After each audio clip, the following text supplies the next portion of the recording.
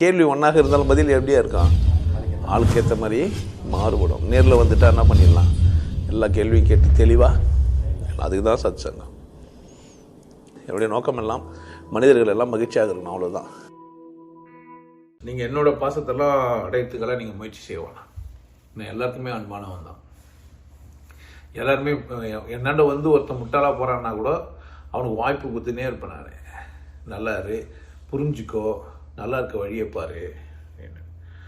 ஒரு ஏழை என்கிட்ட வந்துட்டு கஷ்டப்படுறான் அப்படின்னா நான் அது புரியுது எனக்கு. அவன் பாவம், பணம் இல்லாமல் ரொம்ப கஷ்டப்படுறான்.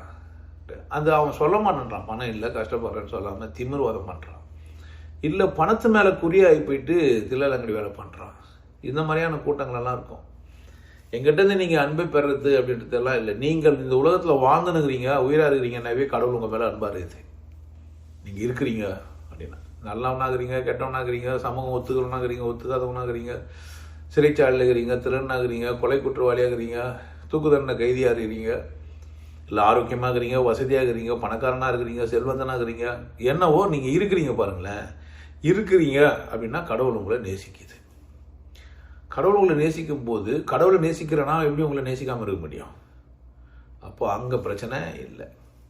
ஸோ நான் உபதேச பயிற்சி கொடுத்தேன், அதனால் நான் வந்து நல்லவன், அன்பானவன், பாசமானவன்லாம் இல்லை. நான் பல காரணங்களுக்காக உபதேசம் பயிற்சி கொடுத்துருப்பேன். சில பேர் பண்ண மாட்டானே எனக்கு தெரியும், ஆனால் பணம் கொடுப்பேன், அதுக்காக கற்றுக் கொடுத்துருப்பேன். சில பேர் பண்ணவே மாட்டாங்கன்னு எனக்கு தெரியும், ஆனால் பயிற்சி கொடுத்துருப்பேன். அட்லீஸ்ட் தெரிஞ்சுன்னு போட்டுமேன்ட்டு. பயிற்சி கற்றுக்கிறதுனாலாம் ஒருத்தர் பெரிய ஆக முடியாது, பயிற்சி பண்ணால் தான் ஒருத்தர் பெருசாக முடியும். அது எனக்கு தெரியும். அப்போ எனக்கு நான் உங்ககிட்ட அன்பாக இருக்கணும் அப்படின்னா நீங்கள் பயிற்சி பண்ணால் நீங்கள் அனுபவம் பெறுவீங்க. அனுபவம் பெற்ற என்னை நேசிக்காமல் உங்களால் இருக்க முடியாது. என்னோட தொடர்பு கொள்வீங்க, வருவீங்க, சச்சங்கம் வருவீங்க, இல்லது லைவில் பார்ப்பீங்க, உங்கள் நண்பர்களுக்கு சொல்லுவீங்க. அப்போ என் நண்பன் உங்களால் பெற்றுட்டீங்க. கடவுள் உங்களை நேசிக்கிறான், நீங்கள் அது ஆல்ரெடி உங்களுக்கு அன்பான உங்கள் கடவுள் உங்களை மேலே அன்பாக தான் இருக்கிறான். நான் ஒரு குருவாக உங்கள் மேலே எப்போதுமே அன்பாக இருக்க தயாராக இருக்கிறேன். எப்போதுமே உங்கள் பிரச்சனைகளை என்கிட்ட வந்து பேசலாம். நானே பிரச்சனைனா என்கிட்ட பேசலாம். நீயே ஒரு பிரச்சனை தான்டா எனக்குன்னு, உன்னை கூட என்னால் ஒத்து போக முடியலன்னு என்கிட்ட பேசலாம். நான் ஒத்து போகவே சொல்லலை, என்னை கூட ஒத்தெல்லாம் நீங்கள் போவேண்ணா, சாத்தியமே இல்லை. உங்கள் கூட 100% நான் புரிந்தியோ ஒத்தோ போகவே முடியாது. இதை புரிஞ்சு வச்சுக்கோங்க. அப்போ என் அன்பை பெறுவது எப்படின்னா, என் அன்பெல்லாம் நீங்கள் பெறனால, நீங்கள் ஆல்ரெடி என் அன்பு பெற்றதுனால தான் நான் சதா சர்வகாலமும் இப்படி தான் நினச்சிக்கிறேன். எல்லாம் நல்லா இருப்பாங்களா, இந்த உலகம் நல்லா இருக்குமா, ஜாதி மதம் மற்ற ஒரு நான் என் மதம் சிறைச்சாலைகள்லாம் நான் போனேன்னா யாரையும் கொலை பண்ணிட்டுலாம் போல, எல்லாம் நல்லா இருக்கணும்னு நினச்சதுனால போனேன். அந்த குண்டாசு போகும்போது அந்த ஜட்ஜுக்கிட்ட நான் அப்படி தான் சொல்லி எழுதேன். நான் யாரையும் கெட நினைக்கலையே, நல்லா இருக்குதானே நினச்சேன். ஒரு மதத்தில் இருக்கிற திமிர்வாதத்தை நான் பேசும்போது என்னுடைய ஸ்லாங் சரியில்லைன்றதுனால அவங்க வேறு மாதிரி புரிஞ்சுக்கிறாங்களா, இல்லை அடிப்படையிலேயே அடிப்படைவாதிகளை நீங்கள் பழமைவாதிங்கிட்ட அடிப்படைவாதிங்கிட்ட நீங்கள் பேசி புரிய வைக்க முடியாது. ஒரு மத தெளிவு பெற்ற மனிதனாக நினச்சிக்கிற ஒருத்தர் முட்டாளாயிட்டானா ஒத்துக்க மாட்டான். அவன் மதத்தில் தெளிவாகிக்கிறான், எப்படி வழிபாடு செய்யணும், எப்படி கும்பிடணும், எந்த பக்கம் நிற்கணும், எந்த செய்யணும், அவன் தெளிவாகிட்டு தான் நினச்சினுக்கிறான். அந்த தெளிவு தான் சண்டைக்கே காரணமாக இருக்குது.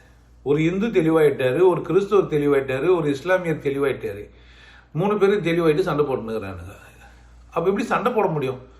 3 மனிதன் தெளிவானவனுங்களா இருந்தால் 3 பேருக்குள்ள ஏன் போராட்டம் சண்டையெல்லாம் நடக்குது? கடவுள் ஒன்று தான்னா இந்துக்கு ஒரு கடவுள், முஸ்லீமுக்கு ஒரு கடவுள், கிறிஸ்துவுக்கு ஒரு கடவுளாக இருக்க முடியும்? அப்போ இதை நான் பேசுறதுனால நான் சண்டைக்கெல்லாம் போயிட்டாங்க. என் அன்பை பெறுறதெல்லாம் இல்லை, நான் அன்பானவன் தான். அன்பே சிவமாய் அமர்ந்திருந்தாரே அப்படின்ற ஒரு ஆள் தான். எல்லாம் நல்லா நினைக்கிறது மட்டும்தான் என்னுடைய நோக்கம், எனக்கு வேறு தெரியாது. ஆனால் நான் ஸ்டைலாகவும் கோபமாகவும் அசிங்கமாகவும் இயல்பாகவும் சந்தோஷமாகவும் கொண்டாட்டமாகவும் வாழ்கிற ஒரு பேர் வழி. ஏன்னா கொண்டாட்டமாக இருன்னு சொல்கிறேன், நான் கொண்டாட்டமாக இல்லைன்னா அசிங்கம். அதுக்காக நாடகத்தெல்லாம் பண்ணிடலாம் நான் சந்தோஷமாக இல்லை. என்னுடைய இயல்பே கொண்டாட்டமாக இருக்கிறது தான். ஒரு சுருட்டு வாங்கி கொடுக்குறாங்க, பிடிக்கிறனால ஆனால் நல்லா இல்லை, இது என்னால் பிடிக்க முடியலன்னே சொல்லுவேன். முகஸ்துதிக்காகலாம் நல்லா இருக்குது அப்படிலாம் பொய் சொல்ல முடியாது என்னால்.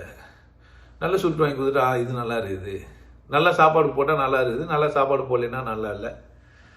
அந்த மாதிரியான ஒரு நேர்மையானவன் நான். அதனால் நான் அன்பானவன். அதனால் நீங்கள் அன்பை பெறணும்னா நினைக்க வேண்டியதில்லை.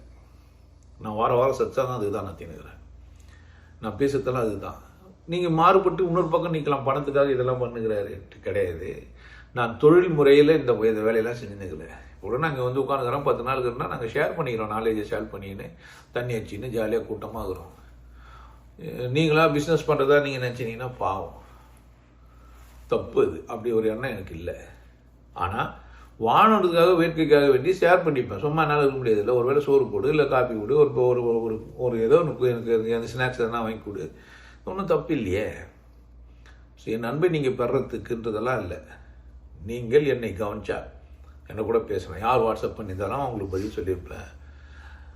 எல்லாருக்குமே நான் பதில் சொல்ல கடமைப்பட்டவனா இருப்பேன். கட்டாயமாக வாட்ஸ்அப் பார்ப்பேன். மெசேஜ் எதனா போட்டிங்கன்னா பார்ப்பேன். மெயில் அனுப்பிச்சிங்கன்னா நான் பார்ப்பேன். அதுக்குன்னே ஒரு ஆளை வச்சு ஒரு நம்பரையும் போட்டு நீங்கள் எப்போதும் என்னை கான்டாக்டில் வச்சுக்கலான்றதுக்காக தான் நான் நம்பர்லாம் போட்டுருக்கேன். இந்த மாதிரி உங்களுக்கு நம்பர்லாம் சொன்னால் மனிதர்கள் உண்டான்னு பாருங்க. பேசுகிறவங்க இருக்கிறாங்களான்னு பாருங்கள். உங்கள் கேள்வியை மதிக்கிற மனிதர்கள் உண்டான்னு பாருங்கள். அந்த மாதிரி ரெஸ்பான்ஸ் பண்ணுறவங்க யாருன்னா தான் சொல்லுங்கள், பார்க்கலாம். அப்படிலாம் பண்ண மாட்டாங்க யாரும். நான் உங்களுக்கு பண்ணின்னு இருக்கிறேன். வாரம் சத்சங்கம் நடத்தினுக்கிறேன். இப்போ கூட நீங்கள் லைவில் என்னை பார்த்துன்னுக்கிறீங்க. நேராக பார்க்க முடியல, அது எனக்கு ஒரு வழி இருக்க தான் செய்யுது. ஆனால் வந்துடுவேன் ஒரு 3 வாரம். நானும் வாழணும் தானே, ஊரெல்லாம் சுற்றி பார்க்கணும், உலகத்தெல்லாம் சுற்றி பார்க்கணும் தானே.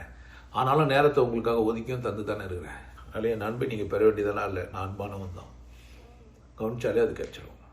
உங்களுக்கு எல்லாருக்கும் ஒரு விஷயம் சொல்றேன்.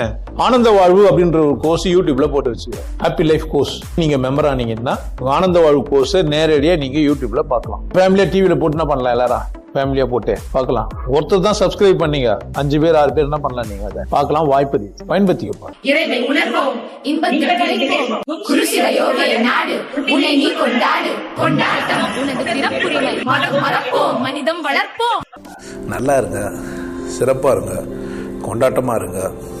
உங்களை நீங்கள் மதிப்பு மிகுந்தவராக மாற்றுறது உங்கள் கையில் தான் இருக்குது. நல்லா இருங்க. நான் ஒரு வாய்ப்பு, என்னை பயன்படுத்திக்கலாம். நல்லது.